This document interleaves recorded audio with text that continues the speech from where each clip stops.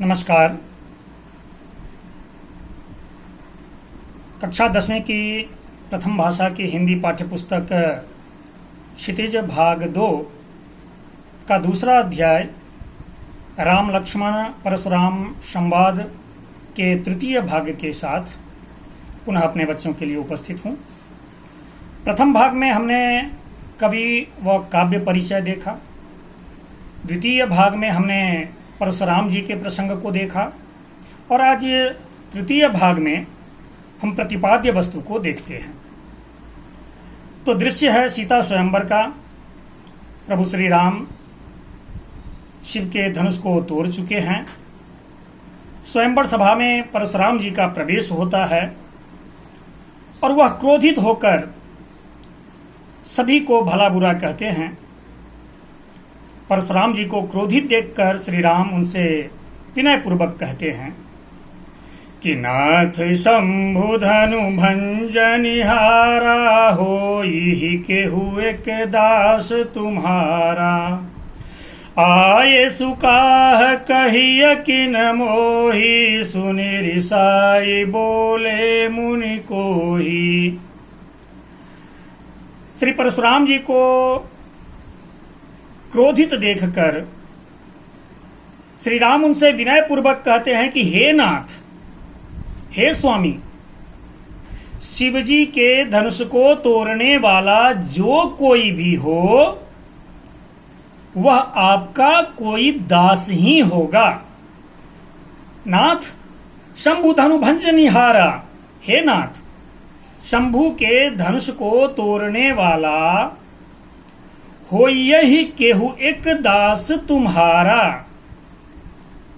वह आपका कोई दास ही होगा। आये सुकाह कहिय किन मोही सुनि रिसाए बोले मुनि कोही। राम कहते हैं आये सुकाह, आप मुझसे कहें मेरे लिए क्या आज्ञा है, मेरे लिए क्या आदेश है। कही यकीन मोही, आप मुझसे क्यों नहीं कहते। आप पूरे राज समाज पर क्रोधित हो रहे हैं, भरे दरबार को कह रहे हैं, तो शिव का धनुष जिसने भी तोड़ा हो वो कोई आपका दास ही होगा। मेरे लिए क्या आज्ञा है, आप मुझसे क्यों नहीं कहते। सुनि रिसाए बोले मुनि कोही। और राम के इस विनय पूर्वक शब्दों को सुनकर, विनीत संबोधन को सुनकर क्रोधित होकर ऋषि परशुराम कहते हैं, क्या कहते हैं। तो सेवकु सो जो करई सेविकाई अरि करनी करी करिय लड़ाई। हे राम, सेवक वह है जो सेवकाई करे, दास वह है जिसमें दासत्व की भावना हो। जो सेवक है उसके लिए सेवा ही उचित है, उसके लिए आवश्यक है कि वह सेवा का काम करे। शत्रु का काम करके तो फिर लड़ाई ही करनी पड़ेगी। सेवक सो जो करई सेविकाई अरि करनी करी करिय लड़ाई। हे राम, सेवक वह है जो सेवकाई करे, जो सेवा का कार्य करे।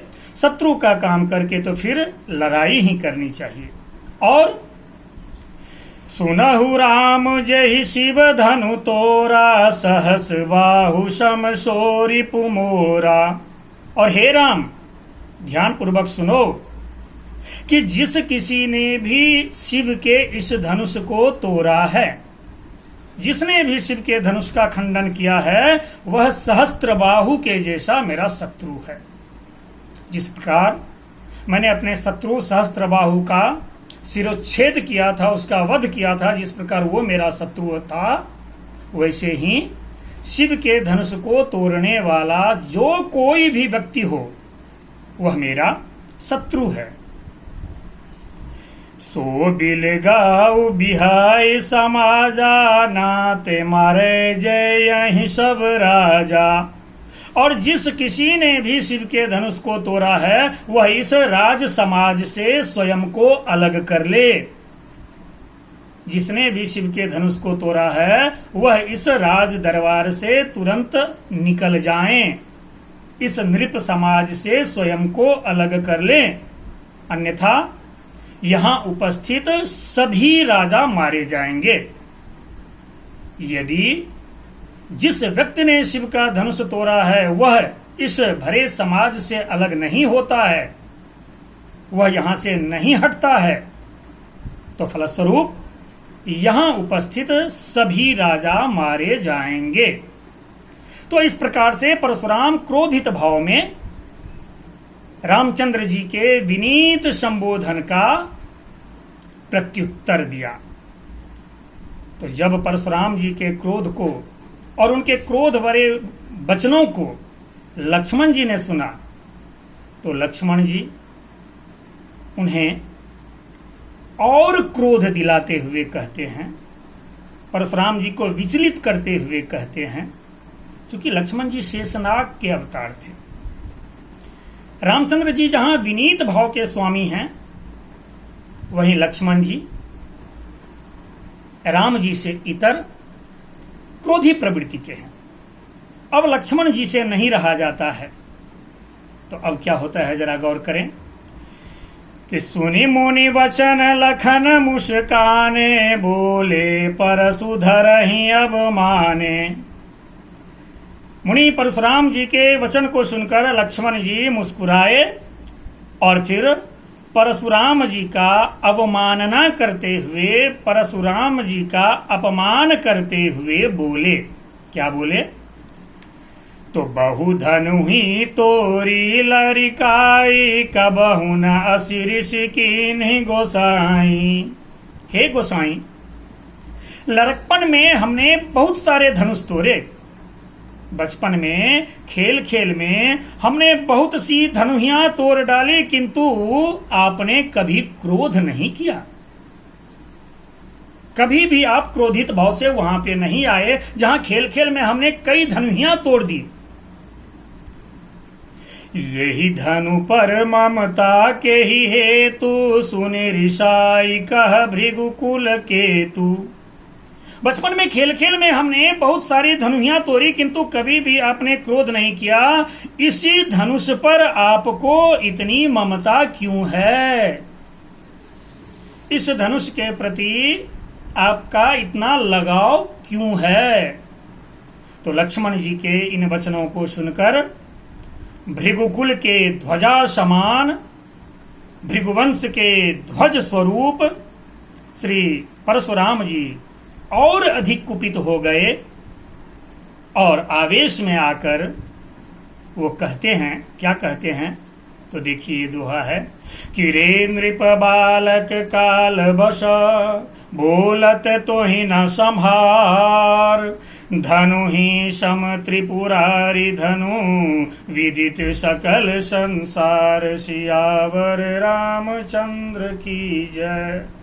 परशुराम जी कहते हैं कि अरे राजपुत्र, हे नृपपुत्र लक्ष्मण, काल के वश में होने से तुझे बोलने में कुछ भी होश नहीं है।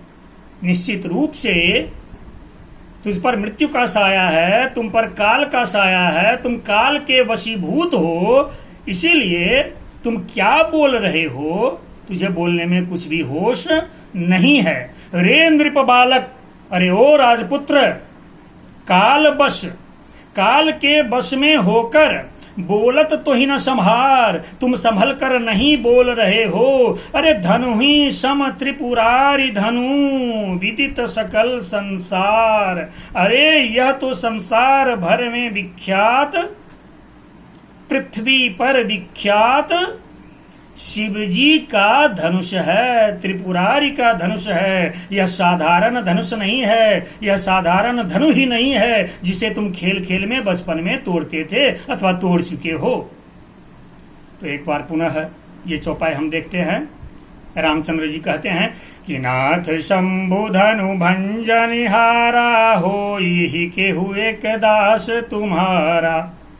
आये सुकाह कहिय किन मोही, सुनि रिसाय बोले मुनि कोही। सेवकु सो जो करई सेवकाई, हरि करनी करि करिय लराई। सुनहु राम जेहि शिव धनु तोरा, सहस बाहु सम सो रिपु मोरा।